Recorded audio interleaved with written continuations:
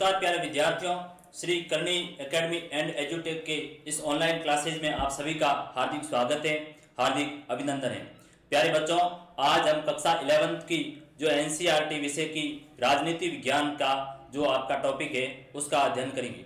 Political science के कक्षा 11th के अंतर्गत दो सब्जेक्ट हैं। एक सब्जेक्ट है भारत का संविधान, सिद्धांत एवं व्यवहार, यानी आपको कॉन्स्टिट्यूशन की अंडरस्टैंडिंग होनी चाहिए। संविधान को आप किस तरीके से समझोगे वो बेसिक इसमें अंडरस्टैंडिंग बताई हुई है।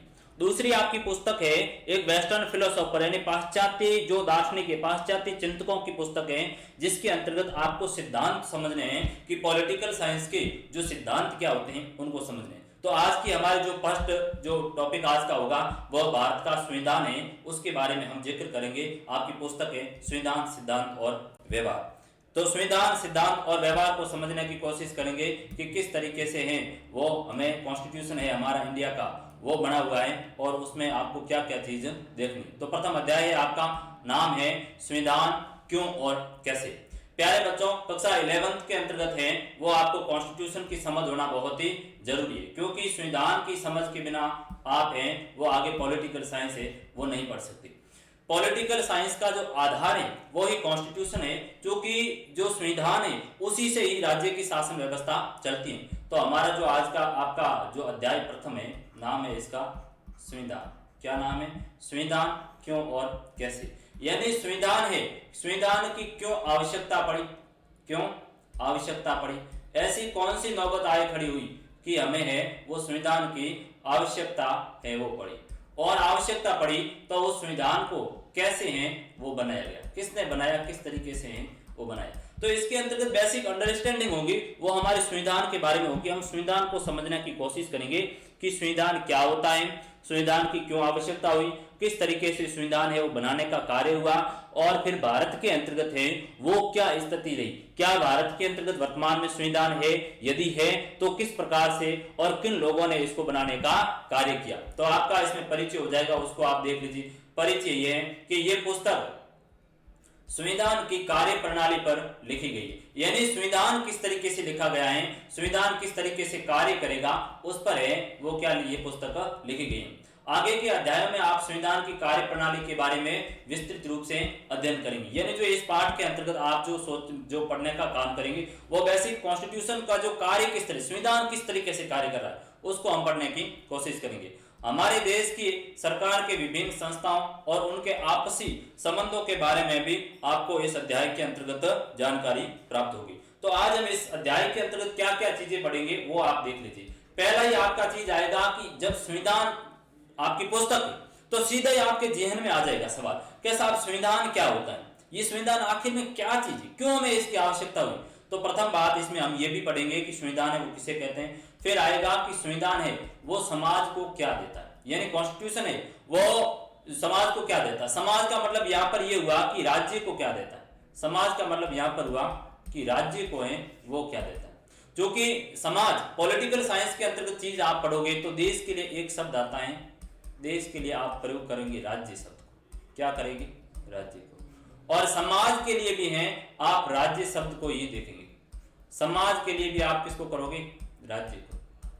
समाज अपना किसी पर्टिकुलर जाति की बात नहीं हो रही, यहाँ पॉलिटिकल साइंस के अंतर्गत समाज शब्द का अभिप्राय होता है राज्य होता है, राज्य से समझो। फिर हम चीज ये भी देखेंगे कि जो संविधान है वो समाज में शक्तियों का बंटवारा किस तरीके से करता है, यानी जो कॉन्स्टिट्यूशन है वो राज्य के अंतर्गत शक्तियों का किस तरीके से बंटवारा करता है। शक्तियां मीन्स पावर, यानी कौन व्यक्ति क्या करेगा। प्यारे बच्चों, ये चीज को आप देखोगे आगे हम इसमें पढ़ेंगे कि जो शक्तियां हैं उनका हमने अलग अलग बंटवारा कर दिया कि एक व्यक्ति है जो केंद्र होगा, केंद्र को कुछ पर्टिकुलर शक्तियां दे दी, राज्य को है वो पर्टिकुलर शक्तियां दे दी, और कुछ एक ऐसी हमने शक्तियां रखी कि केंद्र और राज्य हैं दोनों को दे दी, यानी अलग अलग हमने विषय बंटवारा किया। प्रथम केंद्र सूची, शक्तियों का बंटवारा 3 भागों में किया गया है। प्रथम है वो संघ सूची है जिसके अंतर्गत केंद्र संबंध जैसे भारत सरकार की। फिर दूसरी सूची है वो राज्य सूची जिसमें राजस्थान सरकार जैसे राज्य, तो उस प्रकार अन्य राज्यों से संबंधित हैं वो विषय रखे गए। कोई राज्य सरकार कृषि के ऊपर कैसे काम करेगी, शिक्षा के ऊपर कैसे काम करेगी, इस तरह के अलग अलग विषयों का है वो बंटवारा किया गया। और तीसरी है समवर्ती सूची, उसमें पुलिस व्यवस्था किस तरह से कार्य कर रही है, शिक्षा की क्या स्थिति होगी। फिर और फिर अगला बिंदु आएगा कि भारत का है वो संविधान कैसे बना, उसको भी हम देखने की कोशिश करेंगे कि साहब जो भारत का संविधान है वो कैबिनेट मिशन की अनुशंसा के ऊपर बनाया गया था, तो उसको भी हम देखने की कोशिश करेंगे। फिर इसमें और क्या चीजें आएगी वो भी देख लो, क्योंकि पाठ को हम शुरू करने वाले। तो संविधान की हमें आवश्यकता क्यों पड़ी, ऐसी कौन सी स्थितियां आ खड़ी हुई कि हमें है वो कॉन्स्टिट्यूशन की आवश्यकता पड़ी। कॉन्स्टिट्यूशन की आवश्यकता की यदि बात की जाए तो चूंकि बड़े भूभाग वाले किसी देश के अंतर्गत बृहद जनसंख्या है, बड़ा भूभाग है, एक तो उसका भूगोल है, जनसंख्या भूगोल को देखो, भूगोल का मतलब उसका क्षेत्रफल है, और दूसरी है वो उसकी जनसंख्या है। जनसंख्या कैसी है, जनसंख्या है वो ज्यादा है, वृहद है। तो ऐसी स्थिति में उनमें एक तरह की शासन व्यवस्था चलाने के लिए हमें किसकी आवश्यकता होगी, कॉन्स्टिट्यूशन की। तो फिर हम आगे ये भी देखेंगे क्यों कॉन्स्टिट्यूशन की आवश्यकता हुई, कॉन्स्टिट्यूशन क्या है उसकी परिभाषा भी आएंगी, फिर आपके कार्य क्या है, यानी जो संविधान के कार्य क्या है उसको भी देखेंगे कि कॉन्स्टिट्यूशन है किस तरीके से कार्य करता है, और समाज के लिए कॉन्स्टिट्यूशन की क्या भूमिका है, और फिर कॉन्स्टिट्यूशन की है वो परिभाषा देखेंगे कि किस तरीके से है वो कॉन्स्टिट्यूशन कार्य कर रहा है। तो सर्वप्रथम बात आई आपकी कि जो कॉन्स्टिट्यूशन की है वो बेसिक में आपको एक परिभाषा बता देता हूं, उसके बाद में है वो हम कॉन्स्टिट्यूशन के कार्य पर चलेंगे। कॉन्स्टिट्यूशन प्यारे बच्चों यदि देखा जाए तो संविधान है वो बेसिक एक दस्तावेज होता है।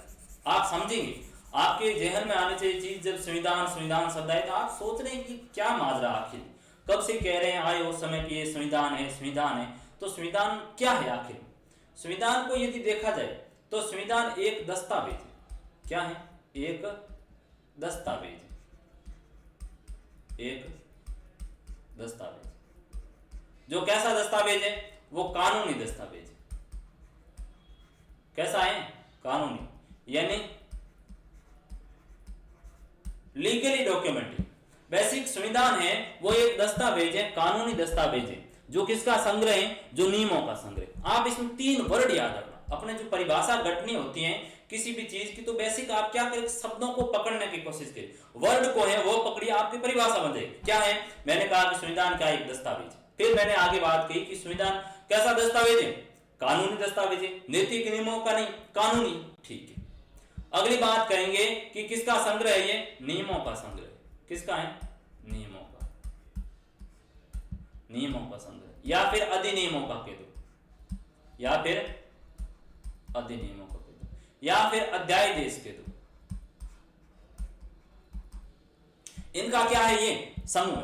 तो संविधान की परिभाषा आई कि संविधान है वो एक कानूनी दस्तावेज है जिसमें विभिन्न नियमों अधिनियमों का संग्रह होता है और उसके द्वारा किसी देश की शासन व्यवस्था चलाई जाती है। क्या कहलाया जाएगा, संविधान कहलाया जाएगा। दैट्स ऑल, परिभाषा निकल कर आपके आगे। अब आपको ये समझ में आना चाहिए कि संविधान क्या है। तो आपको संविधान यदि पूछा जाएगा कि संविधान क्या है, तो आप सीधी सटीक परिभाषा बताओ।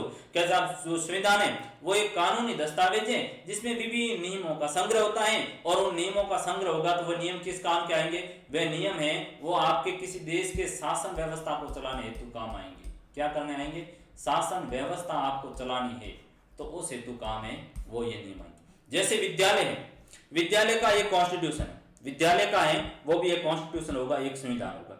संविधान मतलब क्या हुआ कि कोई कानून होंगे, स्कूल के भी कुछ रूल्स होते हैं, अपने स्कूलें चलती हैं तो कुछ रूल्स होगा कि समय पर है वो प्रेयर हो, समय पर है क्लासें लगे आपकी, समय पर है वो इंटरवल हो, समय पर आपके खेल से एक्टिविटी अदर जो गेम्स हो वो हो, समय पर छुट्टी हो, समय पर कोर्स करवाई जाए, समय पर परीक्षाएं आयोजित की जाए, सभी बच्चों को अनुशासन में रखा जाए। तो ये क्या है, ये बेसिक विद्यालय के भी अपने नियम है, तो विद्यालय का भी एक संविधान। उसी तरीके से किसी देश के अंतर्गत जो व्यवस्था चलानी होती है तो उसके लिए भी किसकी जरूरत होती है, संविधान की जरूरत होती है। संविधान के द्वारा ही उस देश की व्यवस्था को चलाने का कार्य करते हैं, ठीक है। अब आपसे पूछा जाएगा संविधान, आप समझ गए कि संविधान क्या है, कि संविधान नियमों का संग्रह एक दस्तावेज है, ठीक है। अब संविधान का कार्य क्या है उसको देखिए। क्योंकि हमारे इस अध्याय के अंतर्गत संविधान के हैं वो मूलतः 4 कार्य दिए हुए, इन 4 कार्यों के इर्द गिर्द कॉन्स्टिट्यूशन कार्य करता है।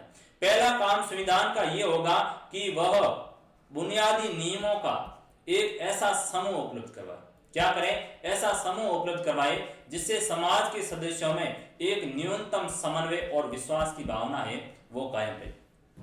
आपने कहा अक्सर इसका काम क्या है, क्यों ये लाया गया, तो पहली बात निकल कर आई आपके कि जो कॉन्स्टिट्यूशन है उसका प्रथम कार्य ये होगा कि समाज में क्या करे, वो समाज में है वो समन्वय कायम करे। क्या करें, समन्वय। अब समन्वय का अर्थ क्या हुआ, समन्वय का अर्थ हुआ कि समाज के अंतर्गत कॉन्स्टिट्यूशन एकता कायम करे। क्या करे? चाहे हिंदू है, चाहे मुस्लिम है, चाहे सिख है, हिंदू है, चाहे मुस्लिम है, चाहे सिख है, चाहे ईसाई है, चाहे कोई भी समुदाय का व्यक्ति, कोई भी धर्म का है, किसी भी संप्रदाय का, उससे हमें कोई फर्क नहीं पड़ेगा। लेकिन कॉन्स्टिट्यूशन ये कार्य करेगा कि सभी के अंतर्गत क्या बना रहे, सभी में समन्वय बना रहे, सभी के अंतर्गत एकता बनी रहे, सभी एक कानून को मानने का काम करे। तो पहली बेसिक बात आई कि कॉन्स्टिट्यूशन जो कार्य करेगा वो एकता लाने का काम करेगा। ठीक है, अब इसी में और क्या कह रहा है, और इसमें कह रहा है कि जो संविधान होगा वो क्या करेगा, समाज में विश्वास लाने का काम करेगा। क्या करेगा? विश्वास लाने का काम। विश्वास मीन्स यानी भरोसा कैसे कायम करना है, वो कौन करेगा? कॉन्स्टिट्यूशन करेगा। यानी किसी देश की व्यवस्था के अंतर्गत लोगों का है वो भरोसा काम करना है। लोगों को ये भरोसा होगा, एक कोई भी व्यक्ति है, एक माना कि किसी मुस्लिम समुदाय का ये व्यक्ति है, अब उसको ये नहीं लगना चाहिए कि हिंदू जो लोग हैं बहुसंख्यक हैं, वो किसी गांव में बड़ी आबादी है और मेरा एक परिवार है, बाकी सारा अन्य समुदाय का, तो मेरे साथ है वो गलत करेगा। तो वो ऐसा नहीं लगे, क्यों ऐसा नहीं लगे, उसके लिए हमने संविधान जैसी व्यवस्था कर ली। उसको अब डर, उसके मन में ये विश्वास है, उसके मन में विश्वास है कि यदि मेरे साथ कभी भी कुछ भी गलत हुआ तो कॉन्स्टिट्यूशन चल रहा है, कॉन्स्टिट्यूशन चल रहा है तो क्या है, कुछ नियम है, वही बात आ गई, कानून है। और यदि मेरे साथ कुछ गलत हुआ तो मैं कहां जा सकता हूं, पुलिस थाना या अदर कहीं पर जाकर भी है वो अपनी शिकायत कर सकता हूं कि साहब मुझे हैं वो यहां पर कोई लोग रहने नहीं दे रहे, क्या है, मुझे कोई लोग हैं वो रहने नहीं दे रहे। तो वो ऐसी स्थिति में उस व्यक्ति की मदद कौन करेगा? ऐसी स्थिति में उस व्यक्ति की जो मदद करने का काम है वो आपका कॉन्स्टिट्यूशन कर रहा है, कॉन्स्टिट्यूशन में उसका विश्वास है, इसीलिए ही वह व्यक्ति आराम से जीवन जी रहा है। तो बात निकल कर आई कि संविधान का कार्य है वो समाज के अंतर्गत कैसी न्यूनतम कम से कम वो एकता और विश्वास बनाए रखे ताकि लोग हैं वो संविधान को मानने का कार्य करें। ये प्रथम बेसिक बात आपके निकल कर आई। अब आपको ये समझ में आना चाहिए कि हाँ, जो संविधान का कार्य क्या है। तो पहली बात आपने समझे कि संविधान का काम होगा वो क्या होगा कि समाज के अंतर्गत है वो विश्वास है और एकता है वो कायम रहे। क्या रहे? एक तो विश्वास रहे और दूसरी है विश्वास और फिर एकता यानी समन्वय, ये काम करना चाहिए। उसके लिए क्या करेगा? उसके लिए है वो संविधान के अंतर्गत जो नियम है संविधान के अंतर्गत है वो सरकार को शक्ति दी। किसने दी? कॉन्स्टिट्यूशन ने दी। ठीक है, अब ये शक्ति किस रूप में होगी, इन शक्तियों को कौन पालन करेगा, अब ये जो नियम बनाने का काम है वो कौन करेगा, उस चीज को देखिए। तो क्या है कि जो संविधान है वो समन्वय और विश्वास हमें कायम करना है, तो उसके लिए निर्णय कौन लेगा, उस बात को समझ रहा होगा। आखिर में ऐसा कोई व्यक्ति है या फिर कोई संस्था है या कौन है, व्यक्ति है या संस्था है, जो कौन है कि आखिर में ये संविधान बनाने का और उसके नियमों का पालन करने का कौन लागू करवाएगा, कौन नियमों को बनाएगा। यदि कोई नियम गलत है तो उसके लिए है क्या ऐसी कोई संस्था है जो यदि व्यक्ति के साथ गलत हुआ तो वो कोर्ट वगैरह कहीं जा सकता है। तो उन्होंने बात कही कि निर्णय निर्माण की शक्ति है वो किसमें होगी। ये पहले ही जो हमारा प्रथम बिंदु है, प्रथम संविधान का कार्य है, उसकी सब हेडिंग है कि निर्णय निर्माण की शक्ति है वो किसमें होगी। तो इसमें क्या प्रश्न उठेगा कि संविधान बनाएगा कौन? इसके जवाब में कई प्रकार से जवाब दिया जाता है। पहली बात आपने कि निर्णय निर्माण की, जो संविधान निर्माण का कार्य है वो कौन करेगा। तो इसका जवाब हम कई रूप में देते हैं, जैसे कि कह दिया मैंने कि राजतंत्र में जो कानून निर्माण कौन करता है? राजा करता है। राजतंत्र है जहां पर राजा का शासन होता है। राजतंत्र का मतलब हुआ कि वहां पर राजा का शासन होगा। किसका शासन होगा? राजा का शासन होगा, यानी राजा वहां पर शासन कर रहा है।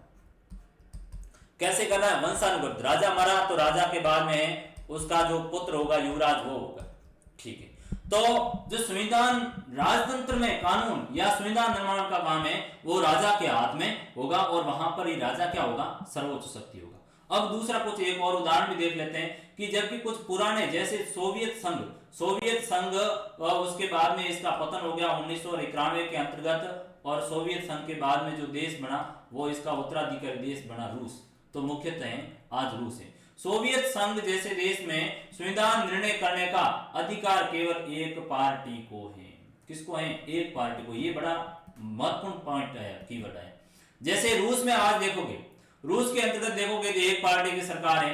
फिर आप चाइना के अंतर्गत देखोगे, चीन के अंतर्गत देखोगे तो चीन के अंतर्गत भी एक है, चाइना पीपुल्स, जो चीनी पीपुल्स पार्टी करके हैं उसकी है वो सरकार है, चाइना पीपुल्स पार्टी की सरकार। तो वहां पर जो संविधान बनाने का काम है या संविधान को समाप्त करने का काम है, तो वह कौन कर रही है? वहां चाइना पीपुल्स पार्टी है वो कर रही है। तो बात क्या आई, वहां पर तो एक ही कर रही है, राजतंत्र में राजा कर रहे हैं, कुछ ऐसे देश है वहां पर एक पार्टी है तो वो कर रही, लेकिन उसके उलट लोकतांत्रिक राष्ट्रों के अंतर्गत कुछ अलग बात है। लोकतांत्रिक राष्ट्र जैसे कि हमारा भारत है, या फिर हम कहेंगे संयुक्त राज्य अमेरिका है, या फिर हम अफ्रीका का उदाहरण को भी समझेंगे कि वहां पर है वो संविधान निर्माण का है, शक्तियों को कौन लागू करेगा, कोई विवाद पैदा होगा तो कौन करेगा, उनको देखेंगे।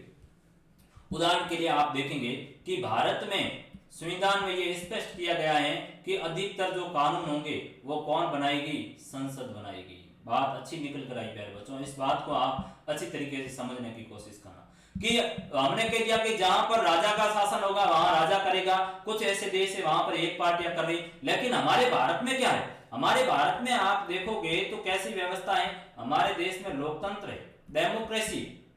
क्या है? लोकतंत्र है, डेमोक्रेसी। अब लोकतंत्र का अर्थ क्या हुआ? लोक यानी जनता होता है, लोक यानी जनता, और तंत्र यानी क्या होगा? शासन होगा, तंत्र यानी शासन। तो हमारे देश में लोकतंत्र है, जनता का शासन। जनता का शासन का मतलब क्या हुआ? जनता का शासन का मतलब ये हुआ कि देश में चुनाव होंगे और उन चुनावों के अंतर्गत जनता प्रत्यक्ष या अप्रत्यक्ष रूप से क्या करेगी? वोट करेगी, अपने लोगों को चुनकर भेजेगी, वे हैं विधायिकाओं में हैं, वो जाकर जनता हेतु कार्य करेंगे। तो हमारे देश में व्यवस्था की गई कि भारत में जो भी कानून बनाने का काम है या कानून में कोई संशोधन करने का काम है तो कौन करेगी? संसद करेगी। ठीक है, अब ये संसद करेगी तो इसका अर्थ क्या हुआ? संसद करेगी तो इसका अर्थ ये हुआ कि संसद है वो, उसमें क्या होगा? एक तो लोकसभा हो जाएगी, क्या हो जाएगी? एक तो लोकसभा हो जाएगी और दूसरी कौन हो जाएगी? राज्यसभा।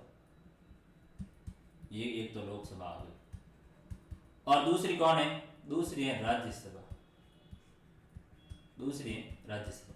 ये संस्थाएं हैं वो मिलकर कानून बनाने का काम करेगी। जैसे आपको कोई कानून बनाना, कानून क्या बनाना? कोई कानून, एक कानून ले लिया कि सभी जो कक्षा 11-12 के बच्चे हैं या सभी बच्चे हैं जो कक्षा 6 से लेकर 14 साल के बच्चों की है वो पढ़ाई फ्री हो, या कक्षा 1 से लेकर के सीनियर तक है वो बच्चों की पढ़ाई है वो बिल्कुल निःशुल्क हो, एक ऐसा अधिनियम है। वह अधिनियम पहले लोकसभा पारित करेगी, फिर कौन करेगी? फिर राज्यसभा पारित करेगी, और तीसरा जो हमारा इस संसद का एक और अंग है वो है हमारे राष्ट्रपति जी, प्रेसिडेंट ऑफ इंडिया, वो तीसरा अंग है। लोकसभा ने पास किया, राज्यसभा के पास जाएगा, राज्यसभा उसको पास आउट करेगी और उसके बाद में राष्ट्रपति जी के पास जाएगा और राष्ट्रपति जी हैं वो उस पर अपना है वो सिग्नेचर कर लेंगे, फलत है वो क्या बन जाएगा? हमारा कानून बन जाएगा। तो हमारे देश के अंतर्गत जो संविधान के अंतर्गत कोई संशोधन करना है, कोई कानून लाना है, कोई कानून को बदलना है या किसी कानून को समाप्त करना है, तो उसके लिए कौन अधिकृत है प्यारे बच्चों? उसके लिए संसद है, हमारी पार्लियामेंट है वो जिम्मेदार होगी और संसद ही कानून को बनाने का ये कार्य करेगा। तो बात आपकी आई कि जो संविधान बनाने का, तोड़ने का, जोड़ने का, कोई नियम लागू करना है, कोई समाप्त करना है, तो उसके लिए कौन है? तो हमने अलग अलग देशों के अंतर्गत पढ़ा। राजतंत्र में राजा करेगा, कुछ देश जहां पर एक पार्टी है वहां की तो वो करेगा, और कुछ लोकतांत्रिक देश है, भारत जैसे देश हैं, तो भारत के अंतर्गत कौन कर रहा है? संसद कर रहा है। वही यदि देखोगे अमेरिका के अंतर्गत कौन कर रहा है, तो अमेरिका के अंतर्गत जो अमेरिकी कांग्रेस होती है वो करेगी। कौन करेगी? अमेरिका के अंतर्गत हम देखेंगे अमेरिका के अंतर्गत है वो यूएस कांग्रेस कर रही। कौन कर रही? US Congress. जैसे हमारी जो संसद है उसी तरह अमेरिका की जो संसद होगी उसको कांग्रेस कहा जाएगा। तो अमेरिका के अंतर्गत ये कार्य कौन कर रहा है? कांग्रेस कर रही है। तो पहली बात आपकी ये चीज समझ में आ गई कि भारत के अंतर्गत है वो काम भारत सरकार, भारत के लिए कौन कर रही है? संसद कर रही है। ठीक है, और वही जहां पर राजा का शासन है तो वहां राजतंत्र में कौन हो रहा है? वहां पर राजा करेगा। ठीक है, और वहां पर एक पार्टी की सरकार है, एक पार्टी की सरकार है या एक ही पार्टी है, तो वो क्या करेगी? संविधान में बदलाव भी करेगी, कुछ चीजों को जोड़ेगी भी, समाप्त भी करने का काम करेगी। और भारत के अंतर्गत है वो कौन कर रही है? भारत में है वो संसद कर रही है, और संसद के अंतर्गत कौन कर रही है? लोकसभा कर रही है, और दूसरी कौन कर रही है? राज्यसभा, और तीसरा जो है वो प्रेसिडेंट ऑफ इंडिया है। ये तो ये फर्स्ट बात तो आपकी होगी। अब दूसरा क्या कह रहे हैं? दूसरा जो कह रहे हैं कि संविधान का जो कार्य होगा, दूसरा महत्वपूर्ण कार्य ये होगा संविधान का कि समाज में निर्णय लेने की शक्ति है वो किसके पास होगी। यानी दूसरी बात ये कह रहा है कि समाज में निर्णय लेने की शक्ति है वो किसके पास होगी। ऐसी कौन सी बॉडी होगी जो निर्णय लेने का कार्य करे तथा सरकारें वो निर्मित करें, तथा सरकार कैसे निर्मित होगी ये भी कौन तय करेगा, ये भी तय करने का जो काम करना है वो निर्मित, सरकार कैसे निर्मित होगी। तो ये भी कार्य कौन कर रहा है, ये भी कॉन्स्टिट्यूशन ही प्रावधान करेगा। बात को समझिए क्या कह रहा है। बात ये कर रहे हैं कि संविधान का जो दूसरा महत्वपूर्ण काम होगा कि वो समाज के अंतर्गत निर्णय कौन लेगा। समाज में निर्णय लेने का अर्थ ये हुआ कि राज्य के अंतर्गत निर्णय कौन लेगा। मैं कह रहा हूं कि जो समाज शब्द बार बार आ रहा है तो इस समाज शब्द का अर्थ हो जाएगा आपका राज्य। अब आप ये मत समझना कि हमारा साथ जो समाज है वो कोई भी समाज है, कोई किसी भी तरह का समाज है, चाहे ब्राह्मण है या राजपूत क्षत्रिय कोई भी सारे समुदाय, तो वो अपना समाज शब्द न समझे। यहाँ पर समाज शब्द का अर्थ होता है राज्य। संविधान कह रहा है कि राज्य में निर्णय लेने की शक्ति किसके पास में होगी, राज्य में निर्णय लेने की शक्ति होगी वो सरकार के पास में होगी। कौन सी अथॉरिटी के पास में होगी, वो उसके लिए सरकार होगी। अब आप बात समझोगे एक साथ, सरकार क्या है, सरकार एक संस्था होती है। आप सरकार शब्द को थोड़ा समझ लीजिए, सरकार है वो क्या होगी, एक संस्था है।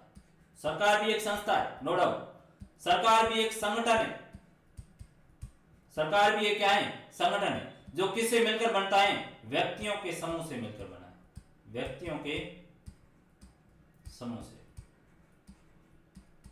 व्यक्तियों के समूह से। क्योंकि जो आप बड़े लेवल पर आ गए तो बेसिक चीज आपकी अंडरस्टैंडिंग होनी चाहिए। सरकार क्या, ये बेसिक 6 क्लास के जो कॉन्सेप्ट में दिया हुआ, 6 क्लास के स्टैंडर्ड में होता है। सरकार किसे कहते हैं, सरकार के क्या स्तर होते हैं, सरकार के कितने भेद हैं, तो वो बात होती है। तो सरकार एक संस्था होती है, एक संगठन होती है जो व्यक्तियों के समूह से मिलकर बनी होती है और वो कार्य क्या करेगी, वो राज्य के अंतर्गत शासन का है वो कार्य करेगी। तो हमारे जो दूसरा पॉइंट था कि जो संविधान का कार्य होगा वह होगा कि जो राज्य में है निर्णय लेने की शक्ति है वो किसके पास में होगी, कि ऐसा कौन सी जो संस्था होगी जो क्या करे, ऐसी कौन सी संस्था होगी जो राज्य के अंतर्गत क्या करे, निर्णय लेने का काम करे। तो हमने कहा कि साहब ऐसी शक्ति है वो राज्य होगी। कौन होगी, समाज यानी देश में है जो निर्णय लेने की शक्ति होगी वो राज्य होगी, और जो जिसकी क्या होती है, एक सरकार होती है। सरकार है वो संस्था या संगठन होता है जो व्यक्तियों के मिलकर बना होता है। ठीक है, दूसरी बात ये है इसी के अंतर्गत पॉइंट में जो सरकार होगी क्या करेगी, निर्णय लेने का ये काम करेगी। ठीक है, तो सरकार किस तरीके से निर्मित होगी, किसमें, जो लोकतांत्रिक राष्ट्र हैं या राजतंत्र हैं उनमें किस तरीके से होगी। तो हम बात करेंगे लोकतंत्र की। किसकी बात करेंगे, लोकतंत्र, लोकतंत्र, डेमोक्रेसी। भारत में लोकतंत्र है, बिल्कुल साहब, भारत एक लोकतांत्रिक देश है। भारत कैसा है, भारत है वो लोकतांत्रिक देश है। कैसा है, विश्व का सबसे बड़ा लोकतंत्र है, विश्व का सबसे बड़ा लोकतंत्र, सबसे बड़ा लोकतंत्र। ठीक है, तो भारत में जो सरकार निर्मित होगी उसका बताया गया कि भारत में किस तरीके से व्यवस्था होगी। हम यहाँ पर देखेंगे कि जो सरकार हमारी बनेगी वो सार्वभौमिक वैश्विक मताधिकार के आधार पर होगी। किस पर होगी, सार्वभौमिक वैश्विक मताधिकार। अब आप ये समझोगे कि सब ये जो सार्वभौमिक वैश्विक मताधिकार है ये क्या है। प्यारे बच्चों, सार्वभौमिक वैश्विक मताधिकार का अर्थ ये होता है कि कोई व्यक्ति का मतलब ये हुआ कि पुरुष नहीं, कोई व्यक्ति का मतलब ये हुआ कि कोई पुरुष भी है कोई स्त्री भी है, कोई पुरुष भी है या स्त्री भी है, पुरुष या स्त्री। पुरुष का मतलब है बूढ़े बुजुर्ग भी होंगे और जिनकी 18 साल के नौजवान हैं वो भी पुरुष में आएंगे। ठीक है, किसमें, हम चुनाव के परिप्रेक्ष्य में बात करें, वैसे छोटे बच्चे भी पुरुष में आएंगे, लेकिन यहाँ पर हम किसमें, सार्वभौमिक वैश्विक मताधिकार में। तो सार्वभौमिक वैश्विक मताधिकार के जो इसका अर्थ है कि कोई भी व्यक्ति स्त्री या पुरुष जिसकी आयु है वो 18 साल है या फिर इससे अधिक है, जो वोट देने में क्या है, योग्य हैं, वह क्या करेगा, सरकार को चुनने का काम करेगा, वह वोट देने का काम करेगा, उसे सार्वभौमिक वैश्विक मताधिकार कहा जाता है। यूनिवर्सल सार्वभौमिक वैश्विक मताधिकार, यूनिवर्सल एडल्ट फ्रेंचाइज कहा जाता है इसको। यूनिवर्सल है एडल्ट फ्रेंचाइज यानी सार्वभौमिक वैश्विक मताधिकार। सभी लोगों को एक निश्चित आयु है वो होगी तो उसके बाद वो व्यक्ति वोट देने का जो क्या होगा, योग्य होगा। तो वो क्या करेगा, सरकार का चुनाव करेगा और वह सरकार होगी, वह शासन व्यवस्था चलाने का क्या करेगी बच्चों, कार्य करेगी। ठीक है, ये तो बात हो गई आपकी कि जो दूसरा बिंदु था कि जो संविधान है वो ये तय करेगा कि कोई राज्य है या समाज है, उसमें जो निर्णय कौन लेगा, तो राज्य लेगा, और राज्य को बनाएगा कौन, राज्य को जो निर्मित जो सरकार है, राज्य है, उस राज्य में सरकार होगी, तो सरकार को बनाने का काम कौन करेगा, सरकार का काम वहां की जो जनता है वो बनाएगी, सरकार को नियुक्त करने का काम करेगी। ठीक है, अब क्या सरकार के पास ऐसी शक्तियां हैं कि वह जैसा चाहे वैसे है वो रूल्स रेगुलेशन बना सकते हैं, नहीं बना सकती। तो क्या किया गया, सरकार के ऊपर भी कुछ हमने सीमाएं लगाई। कुछ सीमाएं का मतलब होता है कुछ हमने बाध्यताएं लगाई कि ऐसा नहीं है कि राज्य कल ऐसा रूल्स बना दे और कह दे कि सभी बच्चे जो कोई भी बच्चा स्कूल नहीं आ पा रहा है, कक्षा 11th के अंतर्गत कोई बच्चा है वो नहीं आ रहा, तो उसको उठा के आप जेल में डाल दो। तो क्या करेंगे, राज्य के ऊपर भी कुछ बाधाएं, कुछ प्रतिबंध लगा दिए गए, कुछ क्या किए गए, प्रतिबंध होना चाहिए। प्रतिबंधों के बिना यदि राज्य होगा तो राज्य क्या हो जाएगा, तानाशाही खड़ी कर लेगा। क्या करेगा, तानाशाही खड़ी कर लेगा, और तानाशाही राज्य होगा तो क्या करेगा, लोकतंत्र को है वो समाप्त करने का काम करेगा। तो ऐसी स्थिति वो लोकतंत्र के लिए वो फायदेमंद नहीं होगा। तो सरकार के ऊपर क्या किया हमने है वो कुछ रूल्स, कुछ नियम लगाए, कुछ सीमाएं लगाई, कुछ बाध्यताएं तय की, कुछ प्रतिबंध तय किए कि आप हैं वो कानून इस तरह का बनाओगे। ऐसा नहीं है कि आपको जो इच्छा शक्ति हुई वो आप सारे के सारे कानून बनाकर लोगों को दबाने का कार्य करें, नहीं, ऐसा लोकतंत्र में नहीं होता। तो वो कॉन्स्टिट्यूशन क्या करेगा, सरकार पर सीमाएं लगाएगा, सरकार पर है वो प्रेशर रखेगा, दबाव रखेगा कि कोई भी सरकार तानाशाही नहीं हो, कि संविधान को भी समाप्त करने का कार्य करे। हालांकि हमारे एक बड़ा घटनाक्रम हुआ, इमरजेंसी लगी थी 1975 के अंतर्गत, इंदिरा गांधी की सरकार थी, आप आगे सीनियर की क्लास में पढ़ोगे 12th के अंतर्गत, तो आपातकाल लगा दिया और कॉन्स्टिट्यूशन को है वो उस समय अवरुद्ध कर दिया गया था। हालांकि वो कॉन्स्टिट्यूशन में प्रावधान है कि ऐसी स्थिति आती है तो आपातकाल लगा दिया जाता है। तो वहां पर भी सरकार के ऊपर कुछ सीमाएं कि आप ऐसी ऐसी कंडीशन हो तो आप लगाओ, तो वो वाली बात है। तो सरकार पर भी क्या है, कुछ सीमाएं होती है।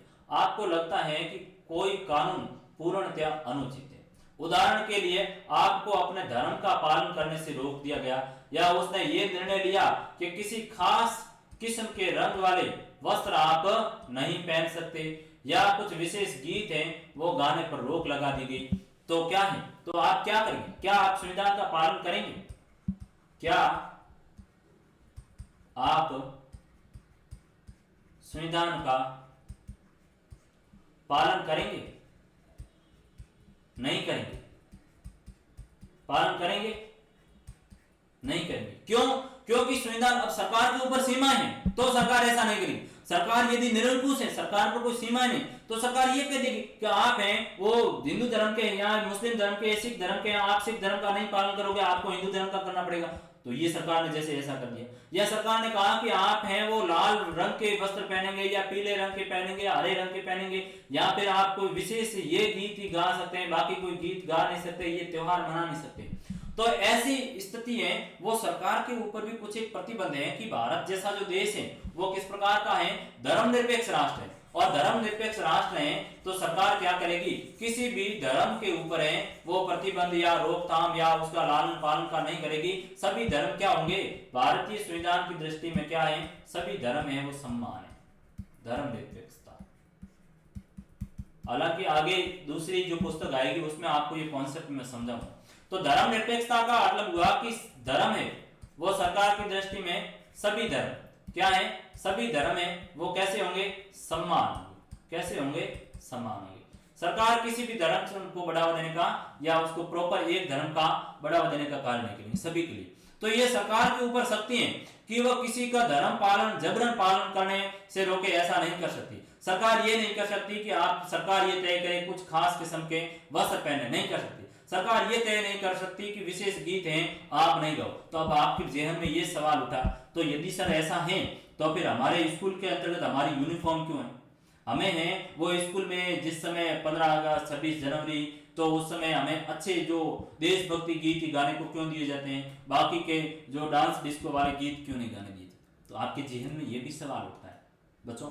इस सवाल का जवाब ये कि सार्वजनिक स्तर पर हमने कुछ तय किए गए कि जो स्कूल है वो सार्वजनिक स्तर, वहां पर सभी तरह के लोग हैं, सभी लोग आने का काम करें, तो एक पर्टिकुलर वहां पर व्यवस्था होनी चाहिए ताकि सभी के अंतर्गत समानता हो। आप अमीर है या कोई गरीब श्रेणी का बच्चा है, तो वहां पर सभी की एक यूनिफॉर्म है, तो उससे क्या होगा, वहां पर समरूपता आएगा, सभी में समानता का भाव आएगा। कोई रंग बिरंगे वस्त्र पहन के आएगा, कोई फटे बिगड़े वस्त्र पहन के आएगा, तो वहां पर जो गरीब बच्चा है उसको महसूस होगा कि मैं ये यार, ये इतने बड़े अमीर लोग से इस प्रकार के वस्त्र पहन के आते हैं, तो ये क्या।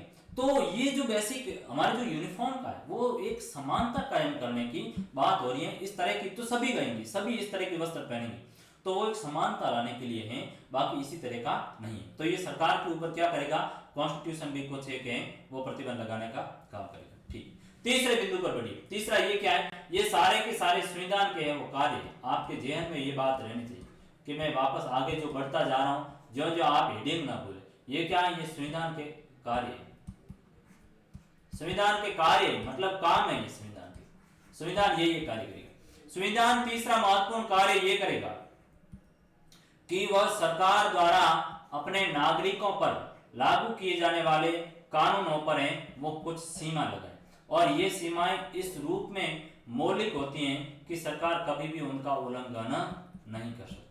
जैसे बात ये कि कॉन्स्टिट्यूशन तीसरी बात ये कर रहा है कि सरकार है वो अपने नागरिकों के ऊपर भी कुछ एक क्या करें, कानून लगाए, कुछ एक सीमाएं लगाए। जैसे आपको मैंने एक अधिकार दिया, कॉन्स्टिट्यूशन के अंतर्गत आपका एक मूल अधिकार है, एक मूल अधिकार है, उसको समझिए। जैसे मूल अधिकार तो सारे हैं, 6 है वर्तमान के अंतर्गत, लेकिन मैं एक उदाहरण दे रहा हूं स्वतंत्रता का।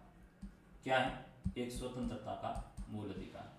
अब स्वतंत्रता का मूल अधिकार है तो आप तो कुछ भी तरह के स्वतंत्र रहोगे, किसी को गालियां देने भी शुरू कर लोगे, कहीं पर जाना घूमना करना शुरू कर दोगे, पुलिस थाना वहां पर आधी रात को जाकर बैठ जाओगे, या सार्वजनिक स्थलों पर है वो आधी रात तक बैठे रहे हो, या डांस कर रहे हो, या आपको नशा करने का कार्य करो, आप वहां पर हिदायत दोगे कि सर हमें तो संविधान के अंतर्गत प्रावधान दिया गया कि आप स्वतंत्र हो, लेकिन नहीं। क्यों? क्योंकि संविधान में कहा गया है कि आप स्वतंत्रता तो दीजिए, लेकिन इस स्वतंत्रता के ऊपर भी क्या है, मौलिक प्रतिबंध होने चाहिए। कैसे प्रतिबंध होने चाहिए? मौलिक होने चाहिए। मौलिक का मतलब क्या हुआ, वाजिब होने चाहिए। कैसे होना चाहिए? वाजिब है वो होना चाहिए, ऐसा लगे कि हाँ ये बात सभी है। अब सभी, मैंने वही बात कर ली कि सभी इस तरीके से आप अपनी स्वतंत्रता का पालन करते हुए किसी को गालियां देना शुरू कर लोगे तो फिर क्या है, ये अव्यवस्था पनपेगी, अव्यवस्था पनपेगी समाज के अंतर्गत। तो सभी इसी तरीके से करेंगे तो सभ्यता है हमारी, क्या है ये सभ्यता थोड़ी होती है आपको किसी को गाली दो। तो ऐसी स्थिति में आप पर मौलिक है, आप अच्छा भाषण कीजिए, आपकी कोई बात नहीं सुन रहे तो आप उनको है वो अच्छे तरीके से समझाइश कीजिए, भाषण दीजिए, कुछ भी कीजिए, लेकिन आपको इतना भी अधिकार नहीं है कि आप किसी के विरुद्ध में हैं वो ज्यादा गालियां देने का ये कार्य करो। आपका पड़ोसी आपके पास में, आप आधी रात का वहां पर है, वो बड़े बड़े साउंड जोर से बजा रहे हो, गीत बजा रहे हो, आप कहोगे हमें स्वतंत्रता है। आपको स्वतंत्रता है, लेकिन अन्य व्यक्ति की स्वतंत्रता नहीं बाधित होनी चाहिए। तो संविधान ये प्रावधान करता है सरकार के द्वारा कि सरकारें वो नागरिकों पर इतना सीमाएं लगाएं, इतने कुछ प्रतिबंध लगाएं ताकि वो सभी नियमों का पूर्णतया से पालन करें। ठीक है, संविधान सरकार की शक्तियों को कई तरह से सीमित कर सकता है, और सरकार की शक्तियों को सीमित करने का सबसे जो सरल तरीका है वह क्या है, नागरिकों के रूप में हमारे मौलिक अधिकार है। क्या है? मौलिक अधिकार। मूल अधिकारों के द्वारा ये संविधान क्या कर सकता है, सरकार पर प्रतिबंध करने का कार्य कर सकता है, और कोई भी सरकार है वह मूल अधिकारों का क्या है, उल्लंघन नहीं कर सकेगी। यदि मूल अधिकारों का सरकार ने उल्लंघन किया तो कोई भी व्यक्ति है वो कोर्ट जा सकता है, सुप्रीम कोर्ट है, हाई कोर्ट है, वहां पर जाकर के उनको कहे कि साहब हमारे जो मूल अधिकार हैं उनका है वो सरकार ने क्या किया है, सरकार ने उल्लंघन किया, तो जुडिशरी के अंतर्गत आप जा सकते हैं। और अधिकतर संविधान में कुछ विशेष मौलिक अधिकार होते हैं वो सदैव पाए जाते हैं ताकि जो जनता है, जनता के हितों की है वो रक्षा की जा सके। तो बहुत, जैसे अमेरिका के संविधान में मूल अधिकारों की व्यवस्था है, वहां पर जो मूल अधिकारों का स्वरूप है। अब ये मूल अधिकार शब्द है, इसको भी आप थोड़ा सा है वो समझ लीजिए, आपके जेहन में आएगा साहब ये मूल अधिकार क्या है। प्यारे बच्चों, मूल शब्द है वो एक सामान्य शब्द आपको सीधा इंगित करता है कि मूल शब्द का अर्थ क्या हुआ, आपके जीवन जीने के लिए कुछ चीजें मूल होगी। जैसे आप अच्छा खान, आपको कुछ खान पान मिलेगा तो ही जीवित रह सकते हो, पीने के लिए आपको स्वच्छ पानी चाहिए वो भी होगा, तो पहनने के लिए वस्त्र भी तो चाहिए, आप अच्छा जीवन जिए उसके लिए अच्छी चिकित्सा व्यवस्थाएं भी हो, आपका ढंग का है वो मकान हो, बंगला नहीं तो कम से कम मकान झोपड़ी तो होनी चाहिए। तो ये क्या है, ये व्यक्ति के जीवन जीने के लिए कुछ मूलभूत आवश्यकता होती है, और उन आवश्यकताओं के बिना है वो व्यक्ति जीवन नहीं गुजार सकता। तो जीवन जीने के लिए है वो कुछ आवश्यकता है। जीवन जीने हेतु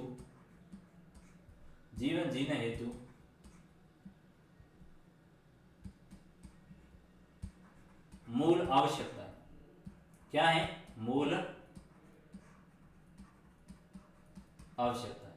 कौन कौन सी है? वही है, शिक्षा है, चिकित्सा है, भोजन है,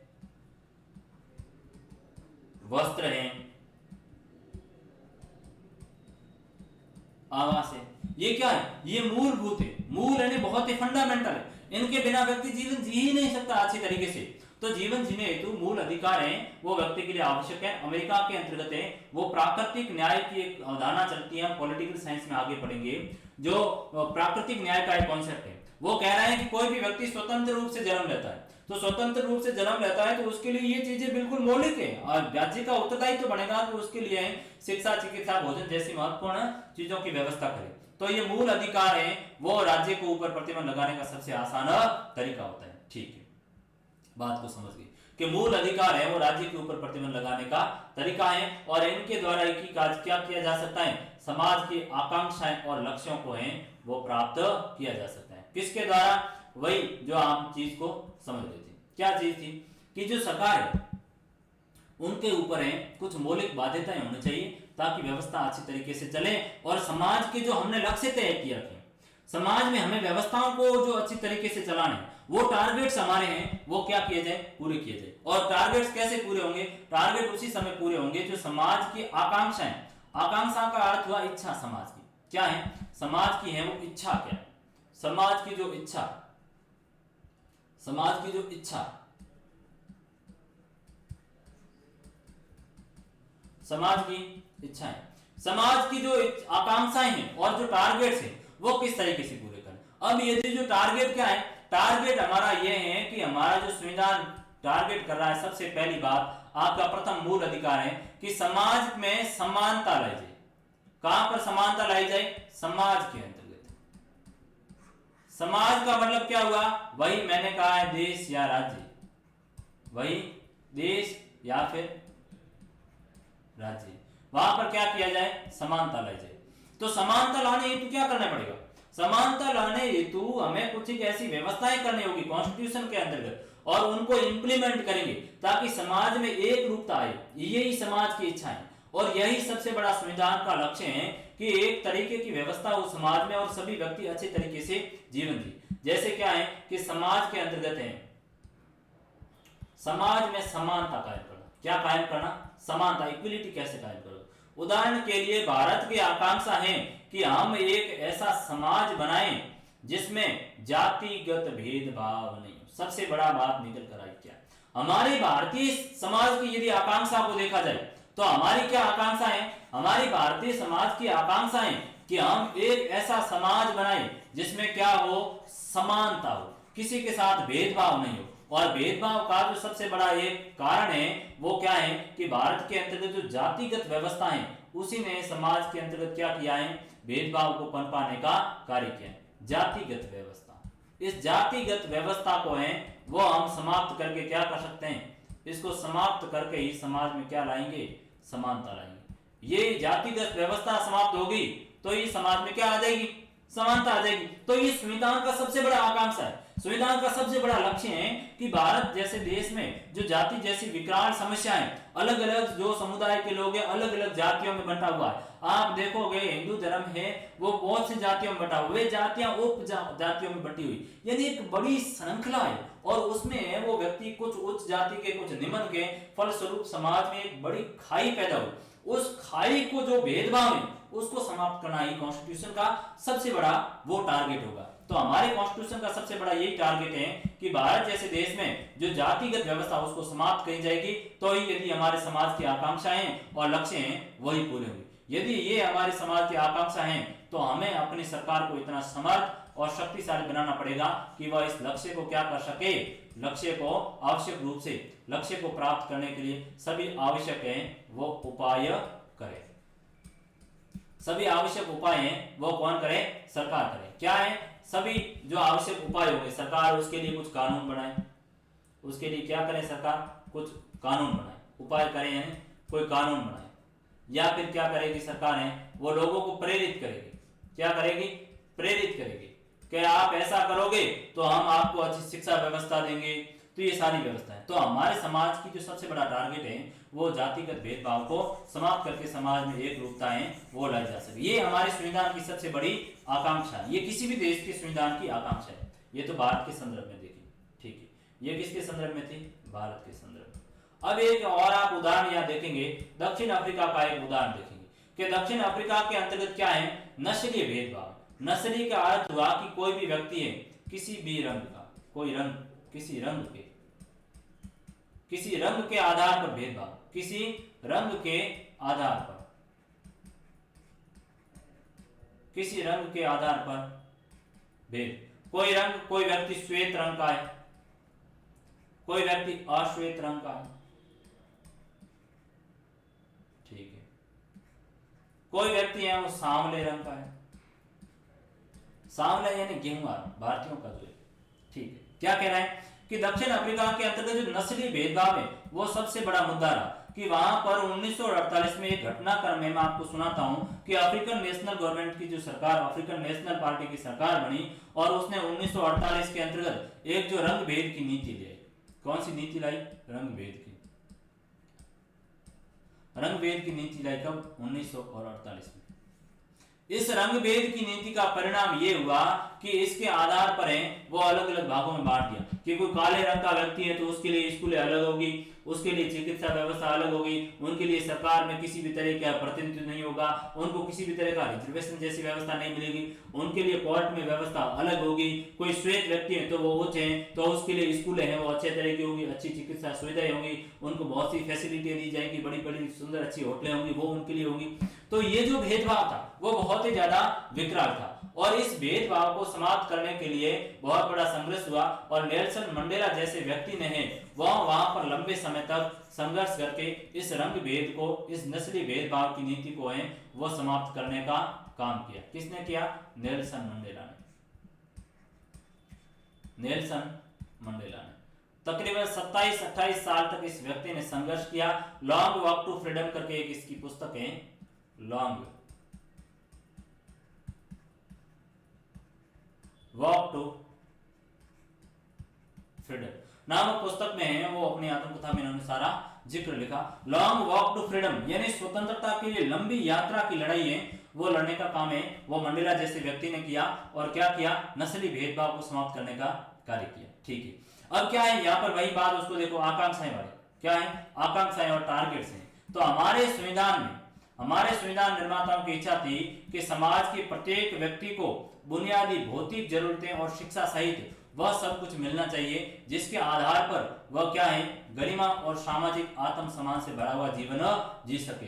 और भारतीय संविधान सरकार को क्या करती है? इसके लिए समर्थ बनाती है ताकि सरकार है वो इस तरह की व्यवस्था के द्वारा है समाज में क्या करे? समानता लाने का कायम करे।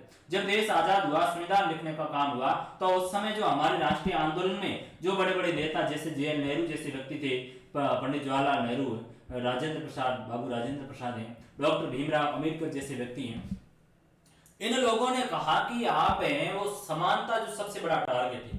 कुछ वर्ग ऐसे हैं समाज में जिनके साथ सदियों से हैं वो उनके साथ भेदभाव हो रहा है। दलित हैं, हरिजन हैं, महिलाएं हैं, बच्चे हैं, ये ऐसे लोग जो इनके साथ हमेशा से इनको दबाया गया। महिलाओं को घर की चार दीवारी से बाहर आपने नहीं आने दिया, उनका किसी भी तरह से शिक्षा व्यवस्था की कोई आपने पर्टिकुलर कोई व्यवस्था नहीं की।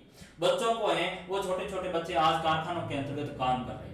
फिर दलित हैं, उनको है वो किसी भी तरह के सार्वजनिक स्तर के कुएं पर पानी आप नहीं ले सकते, उनके साथ भेदभाव हो रहा है। उनको है वो बड़े जो लोग हैं, बड़े जो अन्य अपने आप को मानते हैं उस जाति के लोग, वे अपने बर्तन तक ही नहीं दे। तो ये क्या? ये बहुत बड़े भेदभाव था। तो उसके लिए है वो हमारे संविधान निर्माताओं ने हमारे कॉन्स्टिट्यूशन में पर्टिकुलर ऐसे प्रावधान किए, ऐसे प्रोविजन किए ताकि समाज में है वो एक रूपता आए। चौथा काम है कॉन्स्टिट्यूशन का, उसको देखिए।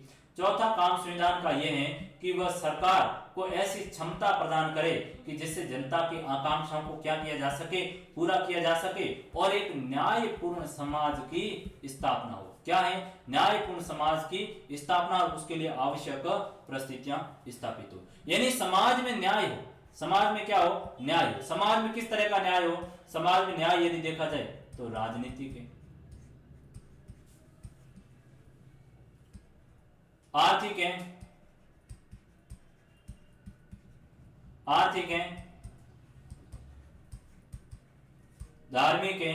यानी समाज के अंतर्गत जो राजनीतिक, आर्थिक, धार्मिक या सामाजिक रूप से है वो न्याय कायम करे ताकि किसी भी के साथ कोई भेदभाव नहीं हो। अब आपने समझा कि सर राजनीतिक न्याय कैसे? राजनीतिक न्याय का मतलब ये हुआ कि कोई भी व्यक्ति को वोट देने का अधिकार हो, कोई भी व्यक्ति है वो चुनाव लड़ सकता है, किसी भी तरह की सरकारी संस्थाओं में जाने का काम करें, प्रशासनिक सेवाओं में आप बड़े अफसर बनने का आप सभी को अधिकार है, तो ये हो जाएगा। आर्थिक है यानी किसी भी के साथ है कोई भेदभाव नहीं हो, सभी के साथ है उनकी सरकार न्यूनतम व्यवस्था करे, सभी को एक जैसा, आप एक जैसा काम करें। कोई महिला टीचर है या कोई पुरुष टीचर है तो उनका भी जो वेतन है वो भी समान होना चाहिए। तो ये धार्मिक यानी धर्म के आधार पर भी भेदभाव नहीं हो। ये मूर्त काम किसका है? ये कॉन्स्टिट्यूशन का काम है कि इस तरह की व्यवस्था करे ताकि समाज में क्या हो?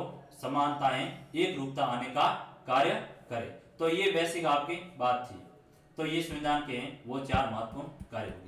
इस प्रकार जो संविधान की बेसिक जो काम है वो आज की क्लास के अंतर्गत हमने समझने का काम किया। ये आपकी बहुत ही मौलिक अंडरस्टैंडिंग के लिए चैप्टर में दिए हैं और मुझे ऐसी अपेक्षा है, ऐसी उम्मीद है कि आप लोगों को ये क्लास बहुत ही ज्यादा अच्छी लगी होगी और अच्छी तरीके से समझ में आई होगी। और यदि यहाँ आपको समझ में नहीं भी आई तो इसके कमेंट बॉक्स में आप अवश्य उस पर हैं वो कमेंट कीजिए ताकि मैं उस पर अमल करके आपको आगे की जो भी क्लास हुई उसमें अच्छे तरीके से पढ़ाऊंगा। बहुत बहुत धन्यवाद।